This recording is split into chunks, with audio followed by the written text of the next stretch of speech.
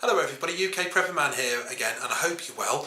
Now, on my last video about my electronics EDC, I mentioned about the GP power bank that I had purchased. Now, I actually bought the product I'd say about 3-4 months ago, so I haven't put it on a previous video because I thought, well, there's no point in saying, how good it is or how bad it is before I've had a chance to use it. And, so I thought, now I've had it for a few months, I'll just say what it's like, and if anybody's interested about buying one, then I'll put the link underneath the video. So I'll spin the camera around and I'll show you what it does.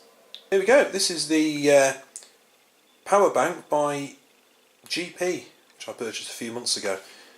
Now, I bought it from a company called Maplin, based in the UK, an electronics retailer.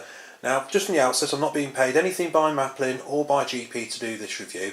I bought it with my own money, and it won't be probably a very fluid review compared to a lot of people out there, so it's probably just as well they haven't paid me anything. Probably won't want to let me buy anything again after this, but I'll tell you how it is, guys. There we go. Not very big. It's sort of typical long, thin, fits perfectly as you saw in my last video in the EDC pouch by Maxpedition, who I'm also not getting paid anything to mention their name. Size wise, okay, for everyone who works in centimetres or millimetres, there we go, it's just under 15, it's about 14.7 by 7 point, give or take 5 by 1.3, 1.4, depending on where you measure it, it's slightly tapered. And anybody thinking about buying one in inches, or work in inches better, it is under 6 inches, there we go, just over 5.5 by 3 inches, yeah, 3 inches at the widest point. I reckon that's going to be about half an inch, might even be less than that. Give or take half an inch there. I haven't a clue about the weight. What I'll say is you don't notice it in the pouch, it's not heavy. Lovely brushed aluminium finish. I love the design of it. I love this tapered. I love the way it tapers a little bit. There's a good reason for that, because when you put your mobile phone on it, you can see there, it's concaved. So when you put it down flat, put your mobile phone on, it'll stop it from falling off. I think that's maybe the idea. If it's not, I've just given them a marketing tip, very loose marketing tip. There is the connections. As you can see there, the outputs are on the left hand side. They're all standard USB connection. There's a 2.1 amp on the left, a 1 amp on the right, and an input there which is a micro USB. And that one, your 1 amp is going to be used for your mobile phones and pretty much quite a lot of stuff. You need 2.1 amp things like tablets and possibly dash cams and anything that tends to use a little bit more. As a rule of thumb, just look in the guide, in your instruction manuals. You do get instructions with this, and obviously I'll show you what else you get. Not much actually in the box, but you do get some other stuff as well. A little button on the side and 4 LED lights. Now, if you push that, when it's not connected to anything, it'll show you charge. So 4 green lights come up, full charge. Now, if I was to say that I actually charged this up 4 or 5 weeks ago, and after I last used it, haven't used it since, it's still holding its charge, which is great. It's lithium ion, it shouldn't lose too much power, or too much charge I should say. Incidentally, when you're actually on charge and you plug it in, those will actually flash if you're charging the unit up. It's basically you plug it in, plug the input in, end of the cable, the other side will go into the mains, you'll charge it up. I'll show you that in a moment. I'll spin the camera around. I'm sure we can all charge the things, but anyhow, it's supposed to be a review, isn't it? And then there's the text spec on the side there, if you can see for the shadow.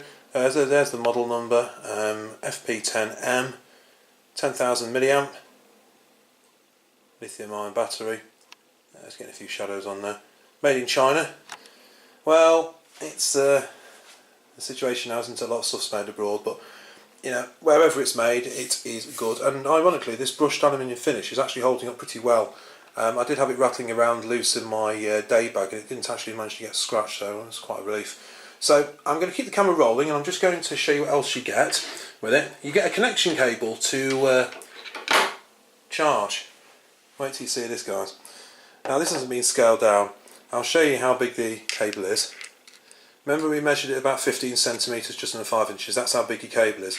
Now, instantly I found this is great fun, because when you actually come to plug this in, say into a computer, even if you've got your USBs at the top and on the tower, it doesn't reach.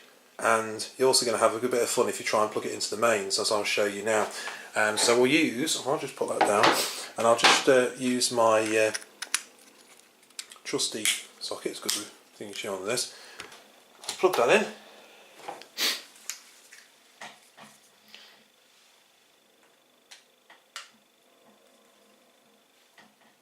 We'll switch it on, and there you go. I'll just see if I can zoom in on that. Okay, probably can't even see it there. Let's angle the camera a little bit more. There we go. Right, you can see there it's virtually charging up. The problem lies, the cable's quite short, so exactly where you're supposed to put it, if you haven't got a shelf, you know, I suppose you could pop it on your radiator to charge it. Right, okay folks, so I'll show you how it charges up. Now first of all, charges up your mobile phone, so to speak. So what I think we'll do with this is we'll just run it on 1 amp. Should be more than adequate. So you plug the end of the cable into that, and obviously the corresponding end into your mobile phone. So there we go. And I'll just show you that it's actually charging. Oops. Right. There you go, charging.